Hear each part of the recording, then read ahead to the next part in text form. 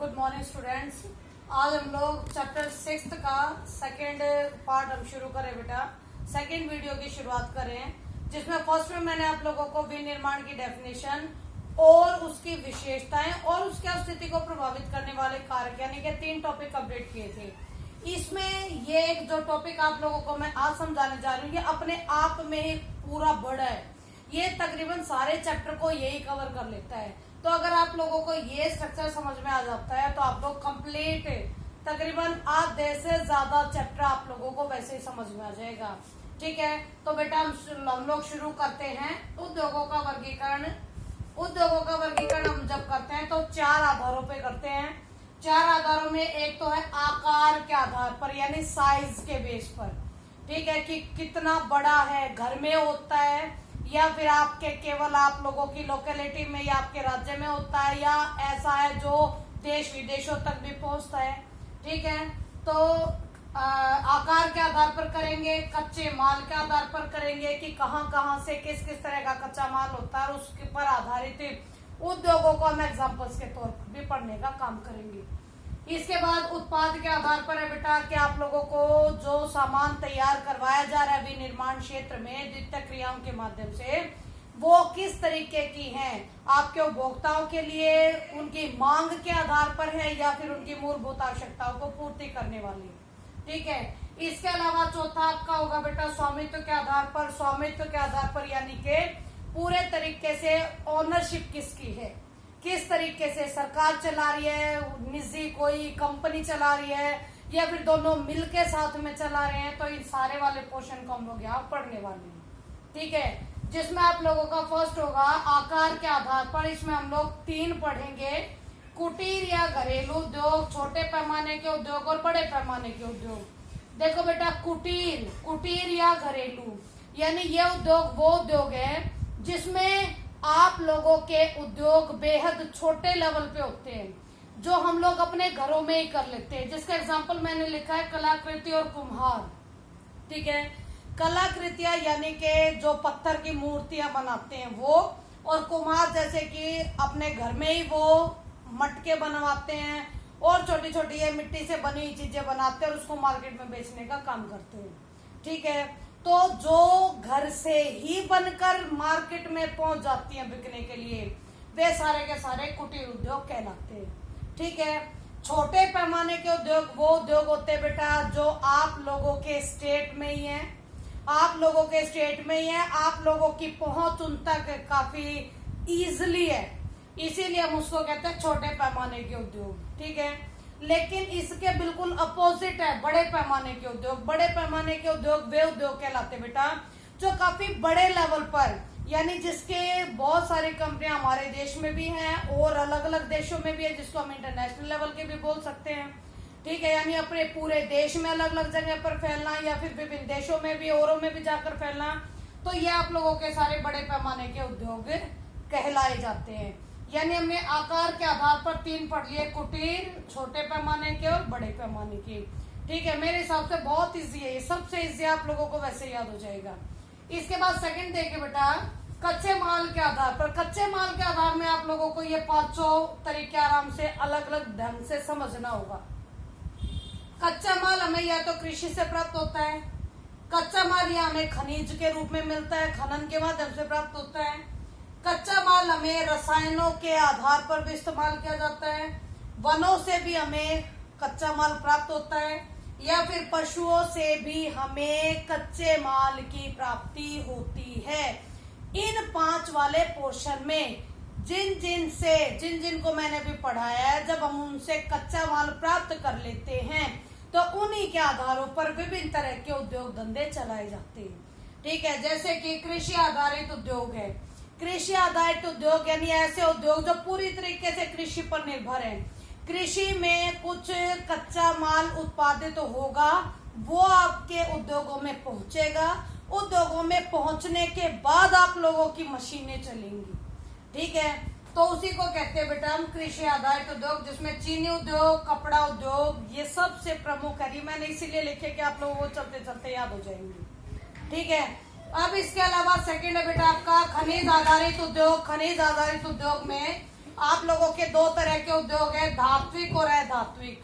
देखो बेटा, नाम से ही पता लग रहा है, धात्विक यानी वो खनिज जिसमें धातुएं इंक्लूड है, अधात्विक जिसमें धातुएं इंक्लूड नहीं है।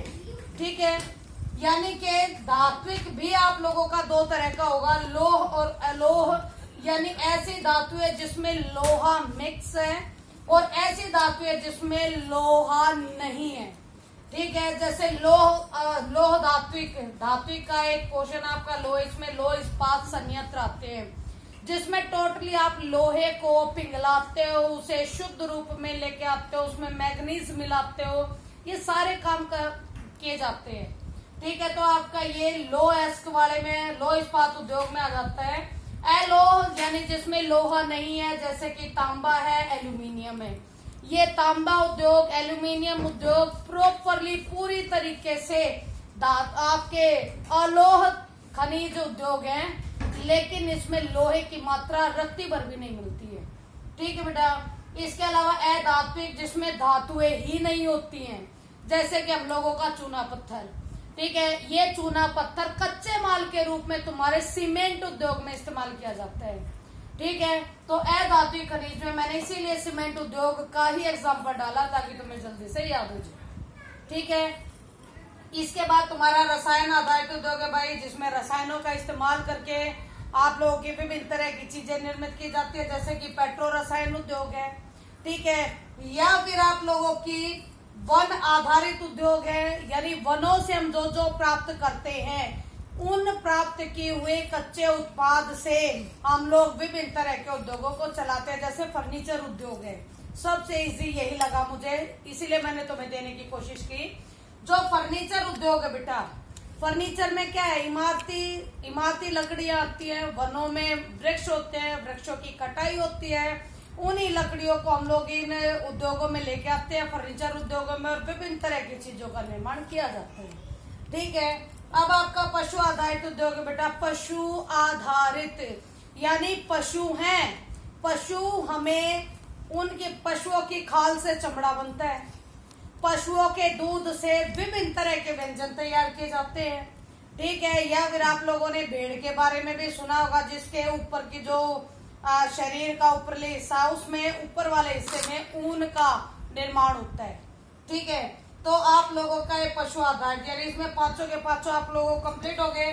कृषि आधारित, खनिज आधारित, रसायन आधारित, वन आधारित और पशु आधारित। इसके बाद है बेटा तुम्हारा उत्पाद के आधार पर, उत्पाद के आधार पर यानी कि मूलभूत आधारित।